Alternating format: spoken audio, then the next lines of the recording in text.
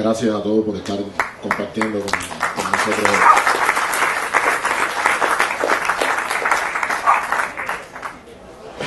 Yo provengo de un archipiélago ubicado en el Mediterráneo americano,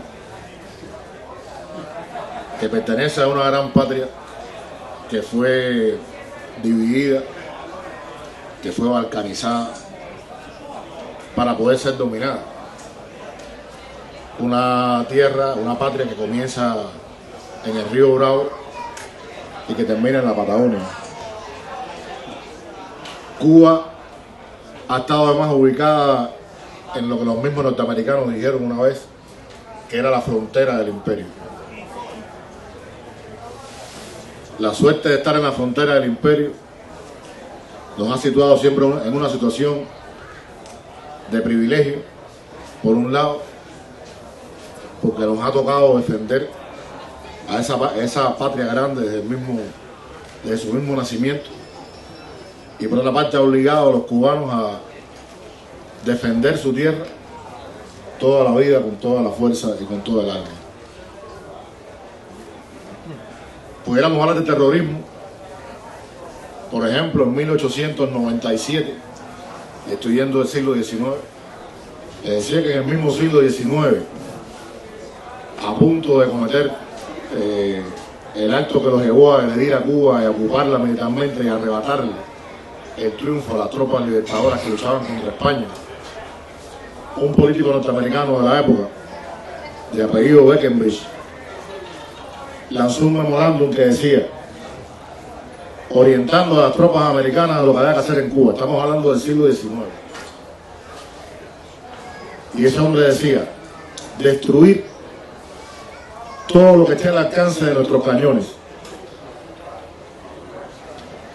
bloquear al país de manera que el hambre y su eterna compañera la peste diezmen al ejército cubano y aniquilen a su población civil. Eso es siglo XIX, 1898. 1960, primera operación encubierta contra Cuba, primer plan de acción encubierta contra Cuba. Bloquear a Cuba, impedir que a Cuba le llegue alimentos y medicinas, para que el pueblo cubano se rebele contra su gobierno. Mediante el hambre y la guerra, obligar a la población cubana a sublevarse contra el gobierno cubano. Primer plan de acción encubierta. Segundo plan de acción encubierta, 1962.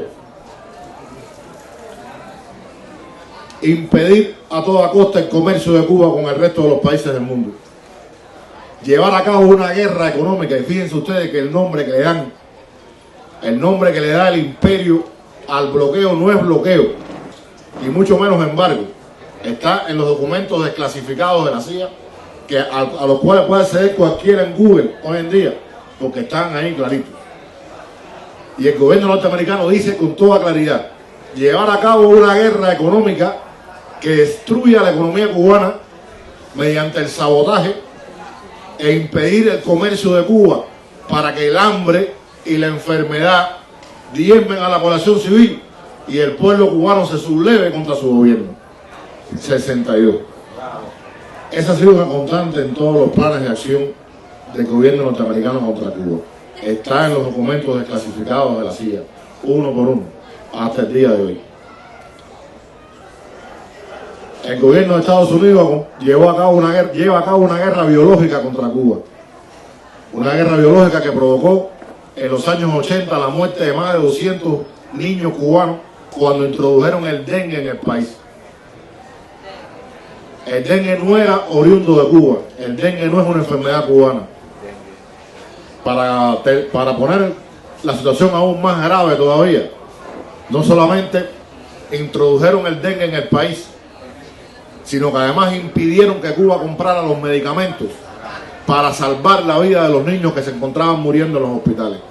Impidieron la compra de los pesticidas para eliminar el mosquito que transmitía la enfermedad. Eso es solamente un ejemplo de los miles de actos que realizaron contra Cuba en todos estos años. Hay algunos más conocidos como la voladura del avión de Cubana Aviación, realizado por Luis Posadas Carriles, otros dirigidos contra la economía cubana, dirigidos contra la agricultura, dirigidos contra todos los sectores de la economía nacional, de lo cual pudiéramos estar hablando aquí durante días, porque suman millones de acciones cuando uno empieza a sumar una tras otra. Entonces, ¿quién es el país terrorista? ¿Cuál es el país terrorista? Yo le decía hace poco, discutiendo por internet con un contrarrevolucionario cubano, que me citara un solo ejemplo, uno solo, de una acción que Cuba haya realizado contra otro país que haya provocado la muerte o heridas a un ciudadano de otro país por un acto de terrorismo. No pudo hacerlo. Sencillamente no pudo hacerlo porque eso jamás ha ocurrido en la historia de Cuba. Yo pertenezco a una generación de cubanos que nació después de la revolución. Yo nací después del ataque a Playa Girón. Nací en el año 61. Y me convertí en agente de la seguridad del Estado cubano, precisamente porque la CIA quiso utilizarme en mi condición de profesor universitario y en mi condición de escritor para un tipo de guerra contra Cuba, de la que tampoco se habla mucho. Una guerra en la cual son extremadamente expertos. Una guerra que desarrollan contra el mundo entero, porque se han creído muy en serio que son el Ministerio de Cultura del mundo. Y es una guerra que se lleva a cabo en el campo de los valores de la gente, en el campo de la cultura. La CIA me recluta para dirigir una operación, entre muchas otras cosas que realicé en todos estos años de trabajo.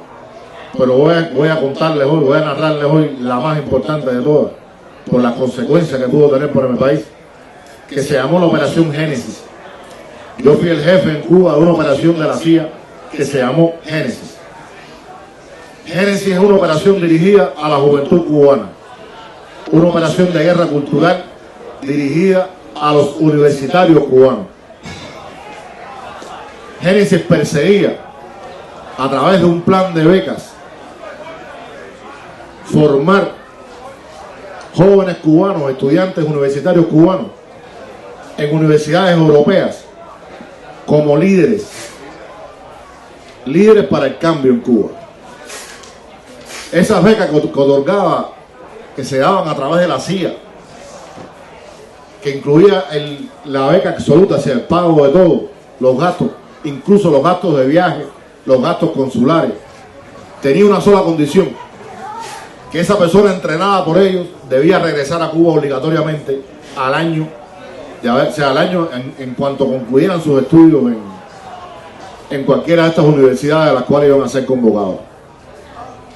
El proyecto Génesis incluía la selección de profesores, de académicos cubanos, gente autosuficiente. Había que buscar entre la gente autosuficiente, entre la gente vanidosa, gente que considerara que su proyecto de investigación o que su trabajo en la universidad no era lo suficientemente reconocido por las instituciones académicas, y esa gente seleccionada, caracterizada, investigada, iba a ser enviada inmediatamente a participar en eventos internacionales. Una vez fuera de Cuba, iba a ser promovida su obra e iban a ser convertidos en grandes figuras en su especialidad. La idea no era, o sea, la idea, porque tenía que estar clara la idea.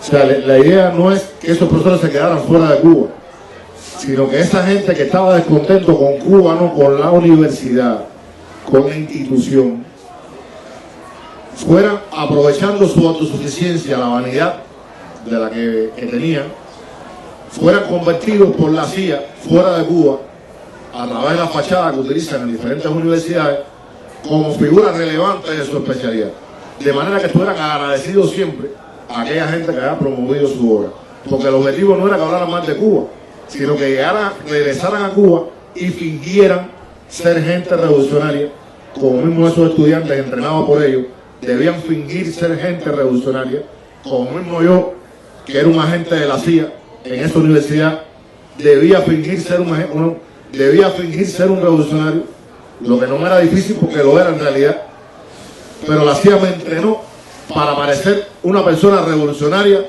dentro de la universidad.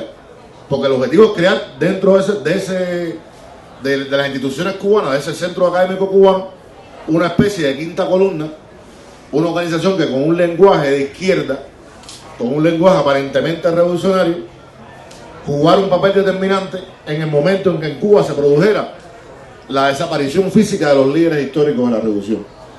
De manera que se presentaran como una alternativa al Partido Comunista y al proceso revolucionario cubano, desde la izquierda. Esos estudiantes, cuando regresaran, después de ser preparados y entrenados fuera de Cuba, en este plan de formación de líderes, una vez dentro de la universidad, la misión que cumplirían sería ocupar el liderazgo de la Unión de Jóvenes Comunistas y de la Federación Estudiantil Universitaria. Esos profesores que regresaran de ese plan de ese entrenamiento, pudiéramos decir, también fuera de Cuba, debían crear redes de pensamiento para promover ideas, también aparentemente de la izquierda, ideas que aparecieran como novedosas, ideas que aparecieran como atractivas para la juventud y que también constituyeran una fuerza nueva dentro de la universidad. La idea era esperar precisamente a la desaparición física de los líderes históricos de la revolución. Estaba todo previsto para que así ocurriera, pero la CIA no se conformaba solamente con esperar a que desapareciera Fidel o desapareciera Raúl de la escena política. Por supuesto que parte del plan era también trabajar para provocar que eso ocurriera. Sí, sucede que los años pasaban, la revolución seguía en pie y por lo tanto empezaron a perder la calma, empezaron a perder la paciencia. Ese proyecto que utilizaron contra Cuba lo usaron contra Venezuela, que quede claro. Esos mismos oficiales de la CIA que trabajaban contra mí, que trabajaban conmigo, porque suponían que era uno de ellos, trabajaban contra Venezuela, y este plan de becas que se usó contra Cuba se usó contra los estudiantes universitarios que fueron entrenados en Yugoslavia, que fueron entrenados en la estrategia de Oxford en Yugoslavia para crear en Venezuela la organización Manos Blancas. Era exactamente el mismo proceso de preparación, el mismo proceso de entrenamiento para los dos países. ¿Qué se les ocurre a ellos? Bueno, sencillamente, en el año 2006, cuando ocurre el aviso, o sea, cuando sale la noticia en la televisión cubana de la enfermedad de Fidel, cuando se anuncian los cambios que en el país van a ocurrir a partir de esa noticia, pues inmediatamente ven los cielos abiertos. Es una frase, o sea, vieron el momento oportuno.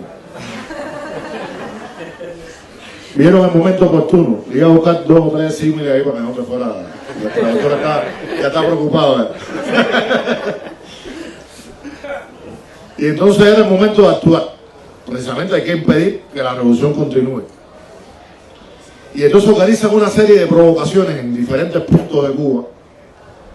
Y la más importante, en el barrio de Centro Habana, que es un barrio muy popular, o sea, el municipio de Centro Habana, en el barrio de San Leopoldo, un barrio muy popular en La Habana, donde además la revolución cuenta con mucho apoyo. Es un barrio muy humilde. Escogen ese lugar, escogen a uno de sus contrarrevolucionarios, a uno de sus mercenarios, y le digo mercenarios no solo para ofenderlos, sino le digo mercenarios porque realmente lo son, porque la gente que por dinero actúa contra su país en todos los momentos de la historia se han llamado mercenarios, no tienen otro nombre. Pero además tienen otra característica que los define: el mercenario jamás arriesga su vida. Y ellos escogen a uno de sus mercenarios que, según el plan, se iba a inmolar por la democracia en el barrio de San Leopoldo el día 13 de agosto, el día del cumpleaños de Fidel.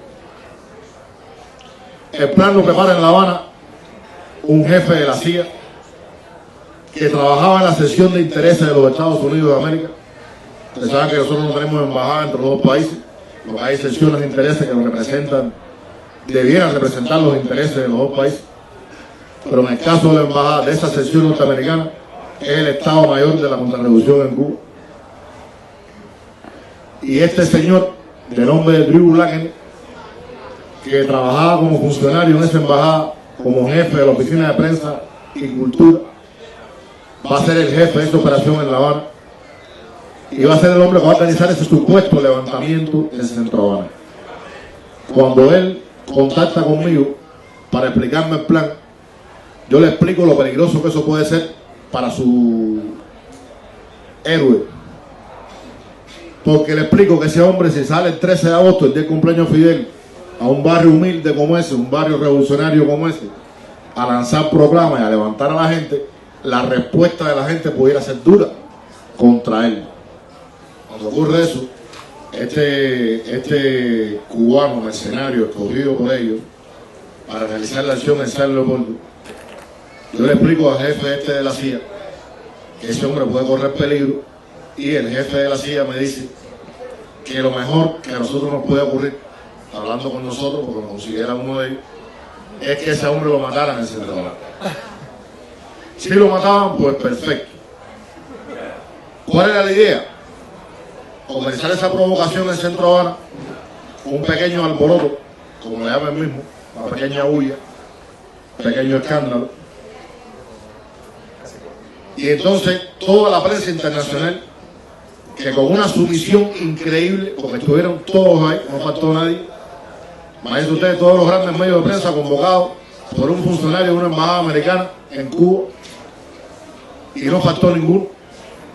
Y esos grandes medios de prensa debían comenzar a crear la imagen fuera de Cuba de que el país estaba en caos, de que la gente estaba sublevada contra el gobierno de Raúl, que la gente, que se estaba reprimiendo a la población civil, que se estaban violando los derechos humanos, que estaba corriendo la sangre en La Habana. El plan, que duraría varios días, usando todos los medios de prensa y construyendo todo lo que ustedes saben que pueden construir hoy en día. Los que vieron las imágenes de Libia recordarán, porque se sabe, que más del 82% de las imágenes que se vieron en la televisión fueron fabricadas en estudio. Estoy haciendo pasar un trabajo al traductor. Que no es traductor. El traductor que se brindó voluntariamente, que agradecerle. Gracias a él. No, bueno. Bueno, cuidado. La idea, una vez que se cumpliera todo este proyecto de presentación de esta imagen de Cuba negativa, que se generaran todas las matrices de opinión a favor de por supuesto, de una intervención, que era lo que escondía todo este proyecto. Venía la parte que me tocaba, o sea, la parte que me correspondía cumplir como jefe de esta organización Génesis, que estaba funcionando de manera clandestina, esperando el gran día. Y mi primera presentación pública, como académico, como profesor universitario, como escritor, era precisamente frente a todos esos medios de comunicación ante los cuales yo debía solicitar al gobierno de los Estados Unidos la ocupación militar de Cuba. La ocupación militar de Cuba para impedir el derramamiento de sangre, la represión de los civiles, las violaciones de los derechos humanos, etcétera, etcétera, etcétera. Este plan contra Cuba, perfectamente elaborado, perfectamente diseñado, es muy similar al proyecto de Libia, al que van a aplicar en Libia años después. Yo tuve la posibilidad de estar sentado frente a la televisión. Algunos quizás recordarán esas imágenes porque lo transmitió la televisión del mundo entero, donde sale un académico libio, un jurista en este caso, escritor, un hombre de prestigio en la Universidad Libia, diciendo exactamente lo mismo que debía decir yo en La Habana en el año 2006. No le cambió una coma. Lo único diferente en el discurso de este profesor libio es que él, en vez de pedir la ocupación militar de Libia por el gobierno de Estados Unidos, va a solicitar la ocupación militar de Libia por la OTAN, NATO. En Cuba le salen mal las cosas. Cuba no es Libia. Cuba no es Libia. Escogen un mercenario. El mercenario, como le dije, lo esconden en casa del norteamericano. Sale de casa del norteamericano en La Habana, del barrio de Miramar, en Séptima y 24.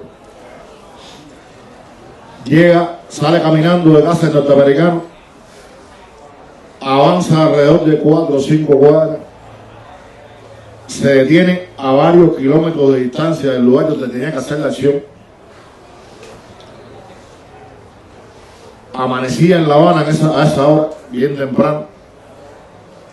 Saca del bolso las proclamas que le imprimieron en la sección de intereses de Estados Unidos. Lee bajito lo que dice la proclama, lo lee para sí. La guarda. Regresa a casa del norteamericano y le dice que no ha podido cumplir la misión porque había un pueblo entero esperándolo en la entrada del túnel donde él tenía que pasar para llegar al malecón en La Habana. Las imágenes de las cámaras de tránsito caen a la entrada del túnel. Yo tuve la posibilidad de verla años después. Demuestran que ahí no había nadie. Además, una zona muy desierta. Es una zona donde está la entrada del túnel del malecón. Ahí no hay nada, o sea, no hay nadie, es imposible que haya nadie congregado. El hombre le quita la gloria al americano de pasar la historia como el hombre que provocó la caída de la revolución. La gloria, le quitamos la gloria de pasar a la historia. Y cuando ese hombre llega y le dice al americano lo que había pasado, había una razón. Imagínense ustedes, la televisión está diciendo en Estados Unidos ya que se están produciendo levantamientos en La Habana, y está hablando de que ese mercenario haya provocado un levantamiento y que lo estaba siguiendo la mitad de La Habana en su sublevación contra la revolución. Y nada de eso está ocurriendo. Se le aparece en la casa muy tranquilo y le dice que había fracasado la operación porque lo estaban. El americano que monta en cólera se olvida que yo soy cubano también, porque cree que soy, bueno, como agente de la CIA, él me consideraba uno de ellos, y me dice: este cobarde debe ser del GEO, de la seguridad cubana. Por eso no hizo lo que hizo, porque yo tengo un olfato muy grande, yo tengo mucha experiencia, y yo desde el principio me imaginé que él era de GEO, porque yo nada más que de ver a un agente de la seguridad cubana lo detecto inmediatamente. Me estaba diciéndome que era de la seguridad cubana.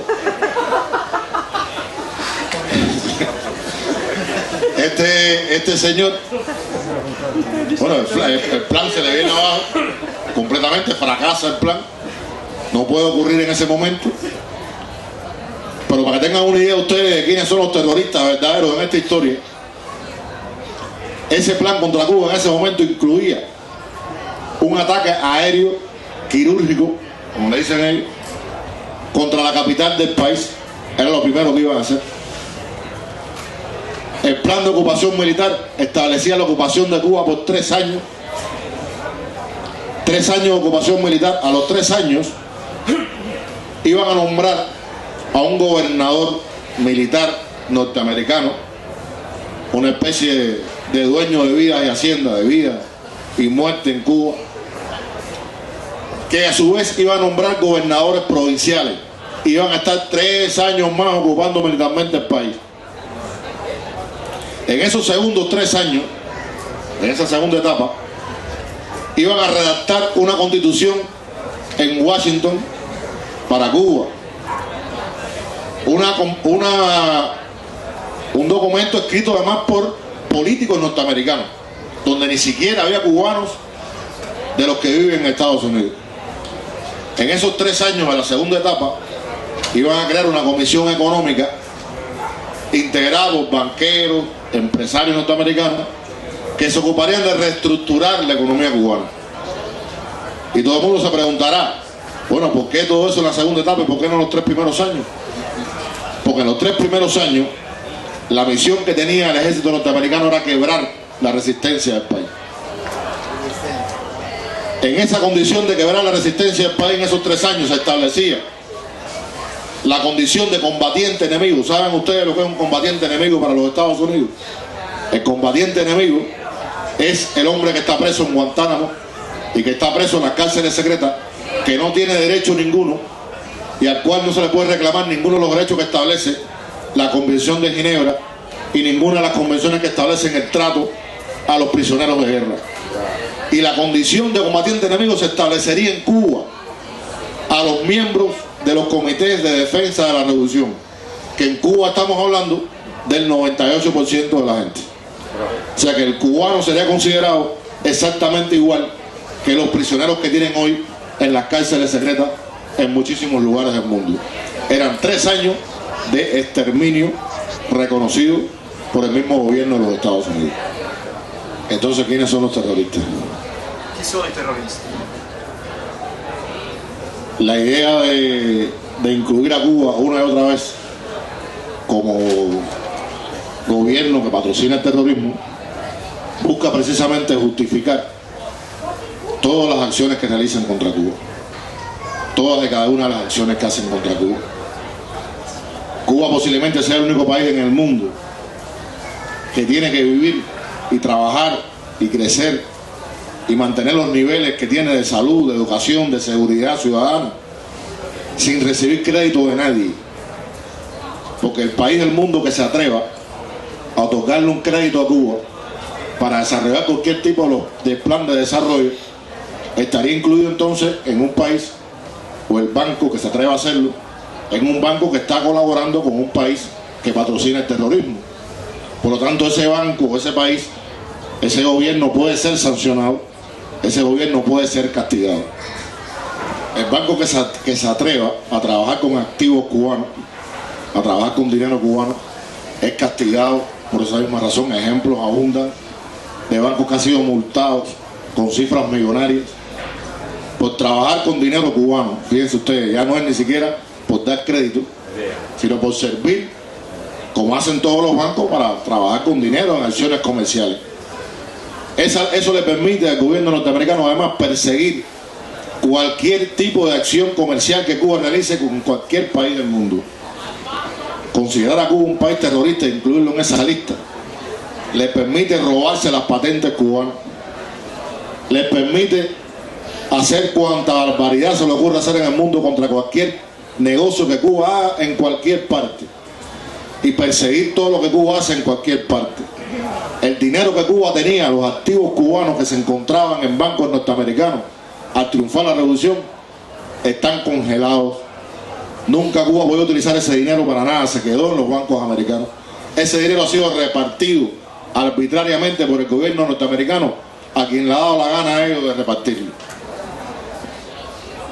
Posiblemente seamos el único país del mundo que trabaja sin dinero.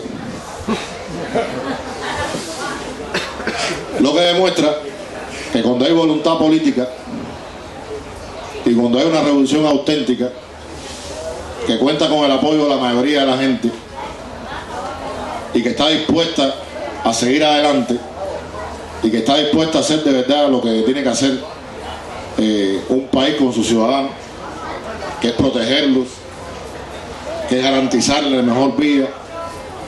Cuando esas cosas ocurren, cuando un gobierno funciona de esa manera, pues el dinero quizás no sea tan importante. Y cuando a veces decimos no hay dinero y esto no se puede hacer porque no hay dinero para hacerlo, creo que Cuba es un ejemplo de cómo se pueden hacer cosas con inteligencia y cómo se pueden hacer cosas cuando existe la voluntad para hacerlas, con todas las consecuencias que eso implica. Un estudiante cubano, hace poco, en un encuentro que tuvimos en una de las universidades en La Habana, me decía que ¿por qué Cuba? ¿Por qué el gobierno norteamericano se empeña en destruir un país que es más pequeño que muchos de sus estados, que todos sus estados, que cualquiera de sus estados? ¿Por qué empeñarse en una guerra de tantos años? ¿Por qué dedicar tanto dinero? Porque quiero decirle a ustedes que el gobierno norteamericano dedica, ya va por los 80 millones de dólares reconocidos anualmente para destruir la revolución cubana. Ese es el dinero que reconoce el gobierno americano, el dinero secreto que usa contra Cuba, que usa en la CIA. Eso no lo sabe nadie. Y ese estudiante me preguntaba, ¿por qué Cuba? O sea, ¿por qué ese empeño? ¿Por qué incluir a Cuba en esa lista de terroristas? ¿Por qué perseguir la revolución cubana con esa hazaña? Y es que la revolución cubana le explicaba yo y después él finalizó.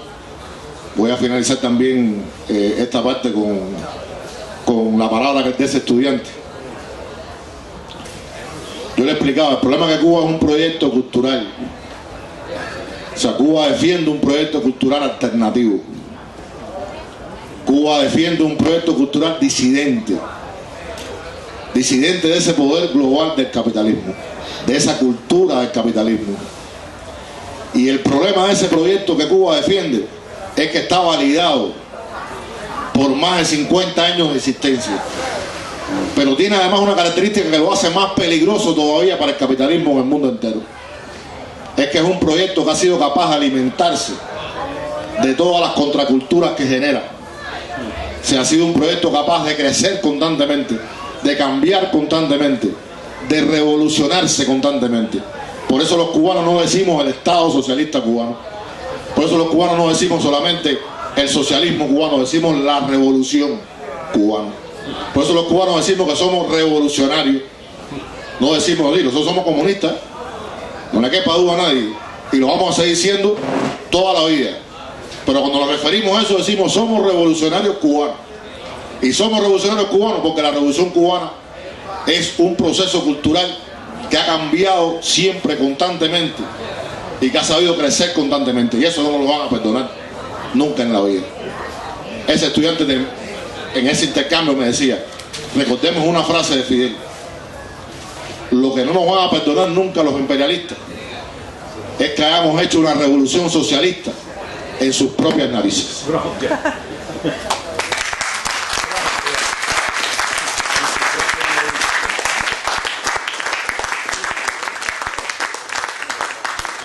Lo que no nos pueden perdonar los imperialistas es que hayamos hecho una revolución tan cerca de ellos,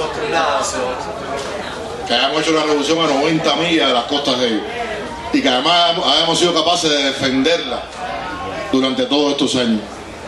Y no solamente fuimos capaces de defenderla todos estos años, sino que la vamos a seguir defendiendo siempre. Yo soy hijo de la revolución cubana. Los que hoy defendemos la revolución, los que hoy dirigimos la revolución en cada una de las esferas de ese país, y digo dirigimos con toda intención, porque Cuba, como bien señalaba la compañera venezolana, no es una dictadura, y en Cuba siempre hemos gobernado todos los cubanos. Y cuando digo dirigir porque dirigimos todos.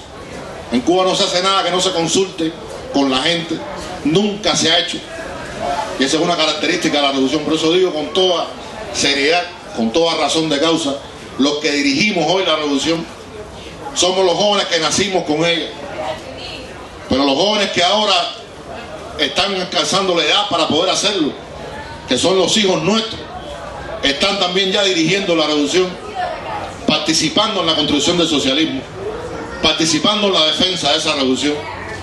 Y así va a seguir haciendo, porque la revolución cubana, como también dijo Fidel, es hija de la cultura y es hija de las ideas.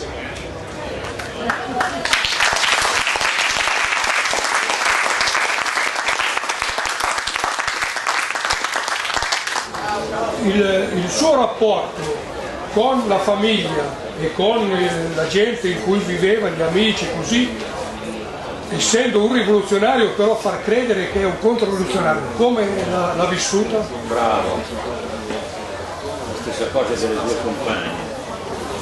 Eso es siempre una tarea muy compleja, sobre todo para la gente que trabaja dentro de la contrarrevolución. Questo succede per tutta la gente che lavora dentro le contrarrevoluzioni. Como es el caso de los 5.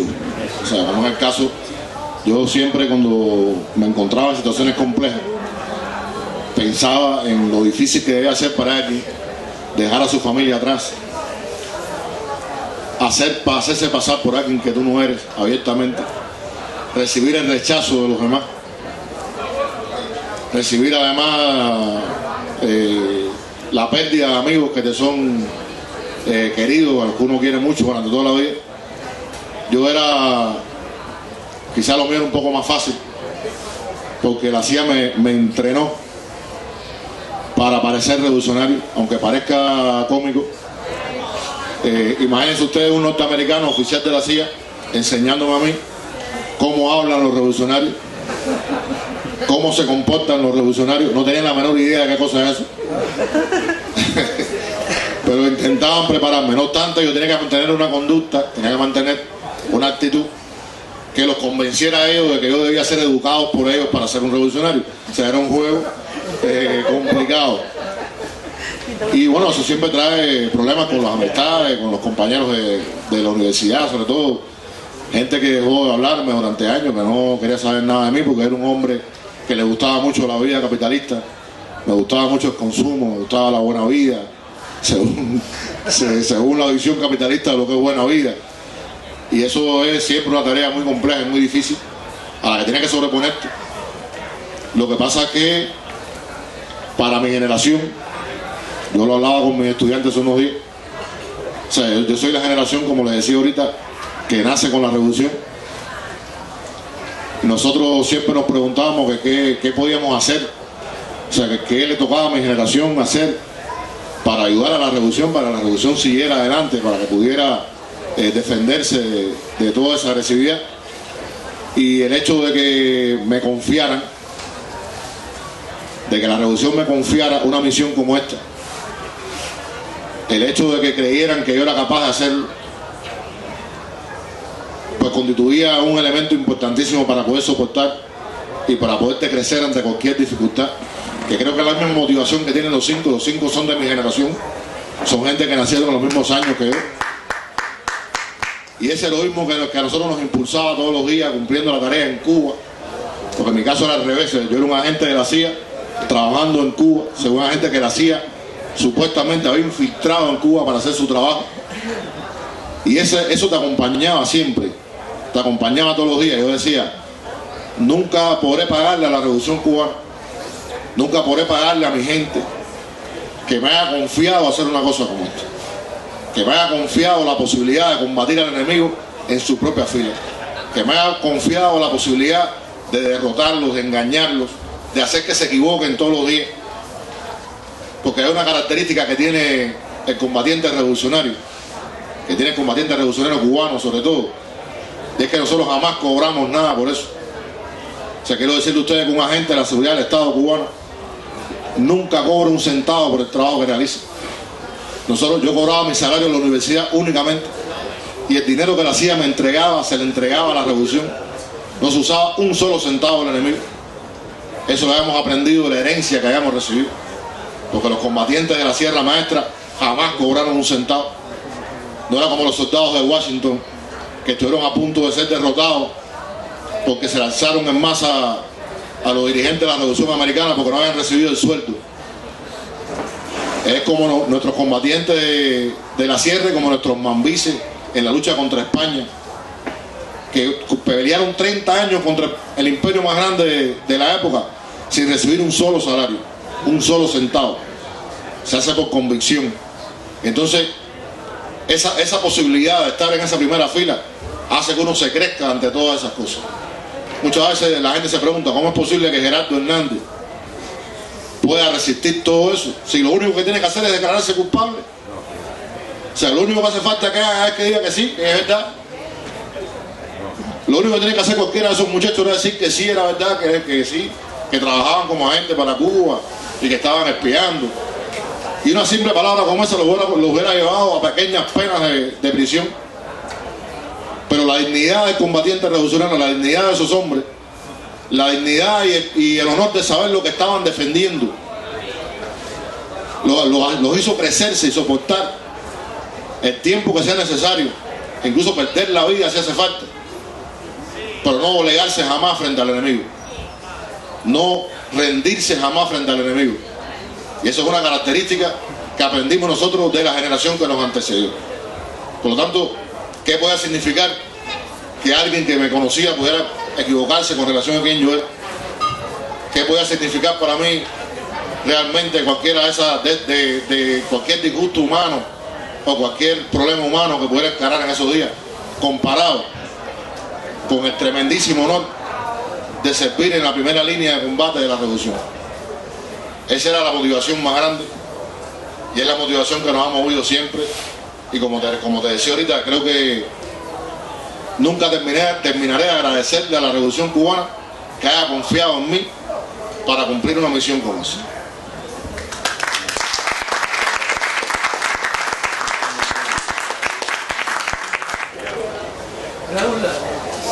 di dare delle notizie sul caso, mi sembra che si chiama Alan Gross, quel cittadino statunitense che è stato condannato ed è detenuto a Cuba, e se questa storia può avere dei risvolti per una soluzione positiva per i 4 che sono negli Stati Uniti. Alan Gross es un espía.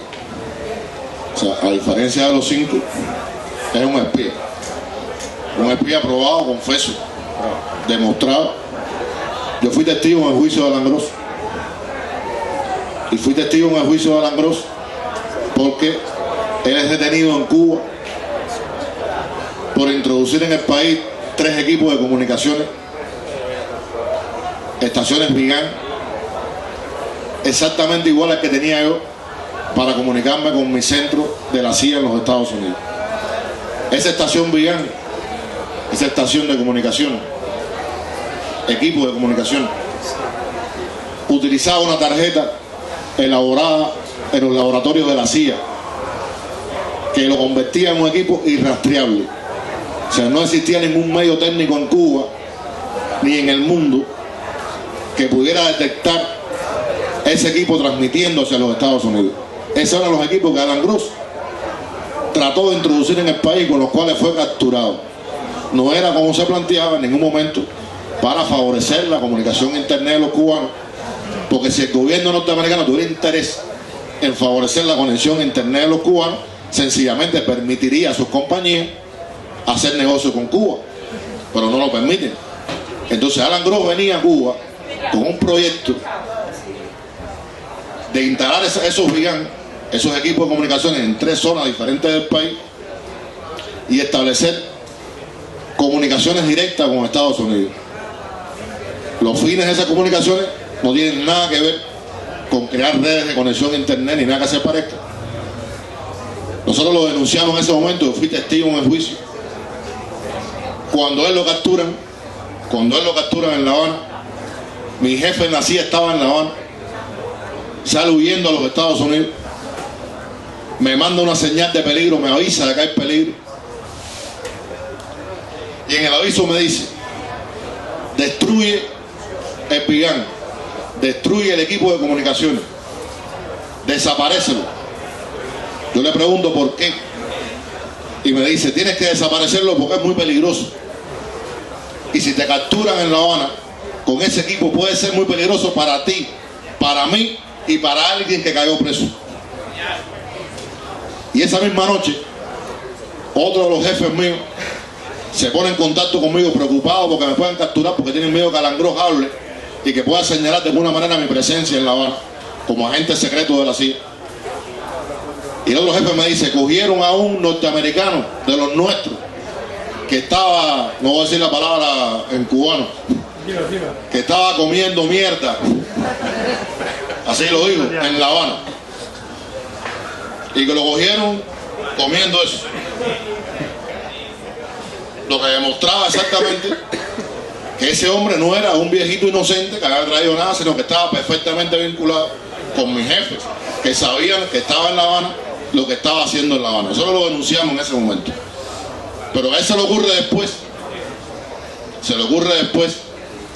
hacer una demanda a la CIA y hacer una demanda a la DAI, que era la empresa que lo había servido de fachada a la CIA y que servía para este trabajo, por $60 millones. O sea, él demanda a la DAI y demanda al gobierno norteamericano y a la CIA por $60 millones. ¿Y qué es lo que hace la CIA? Lo que siempre hace con sus agentes, que una vez que están en peligro y caen presos. Pues la CIA hizo público todo el plan, presentó todo el proyecto demostrando que Alan Gross no era un tipo inocente, que había ido a Cuba sabiendo lo que estaba haciendo, que había ido a Cuba para trabajar en un plan de subversión contra la revolución cubana, y que no solamente había ido a aplicarlo, sino que había sido el creador del plan. Hay una página en internet que se llama Alón de Malecón, de un periodista norteamericano que se llama Tracy Eaton.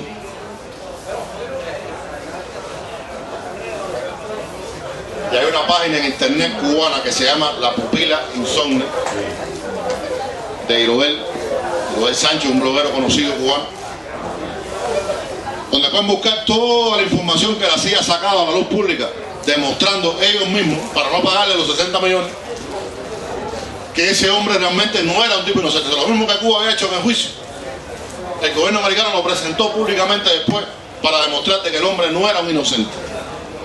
Alan Gross sí es un espía. No tiene nada que ver con el caso de los 5.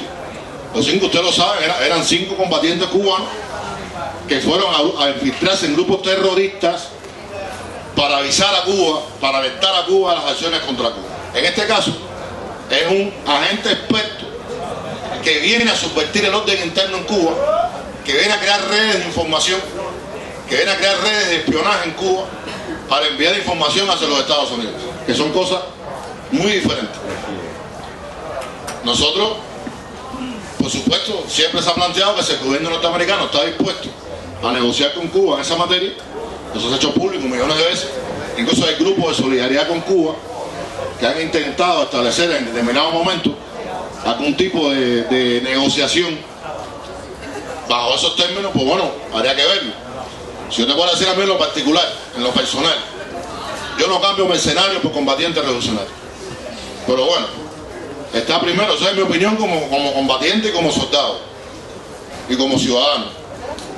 Pero bueno, todo lo que se puede hacer con razón y todo lo que se puede hacer para liberar de las cárceles donde están injustamente metidos, donde están injustamente encarcelados, esos 4 hermanos míos que siguen allá, esos 4 hijos del pueblo cubano que siguen allá, pues estaríamos dispuestos a hacer lo que sea para verlos una vez en Cuba como debiera ser hace muchísimo tiempo. Yo les invito a ver esos 2 sitios. O sea, Alón de Malecón es un sitio muy interesante. Tracy Eaton es un periodista norteamericano que ha publicado muchísimas cosas relacionadas con las acciones contra Cuba. Y ahí en ese sitio, en internet, en Alón de Malecón, aparecen todos los documentos del gobierno norteamericano, todo lo que se envió para demostrar de que el hombre realmente era culpable. Yo me imagino que se debe sentir muy mal, porque la misma gente que le pagó, la misma gente que lo contrató, ahora resulta ser que está demostrando y publicando documentos secretos donde prueban su culpabilidad. Por lo tanto, me imagino que su posición ahora como ser humano debe ser bastante compleja. Se debe sentir traicionado. Pero no es un método nuevo la CIA siempre ha actuado así. Toda la vida lo ha hecho así, no es una novedad. Una mattina mi sto svegliato, oh bella ciao, bella ciao, bella ciao, ciao, ciao. Una mattina mi sto svegliato e ho trovato l'invaso.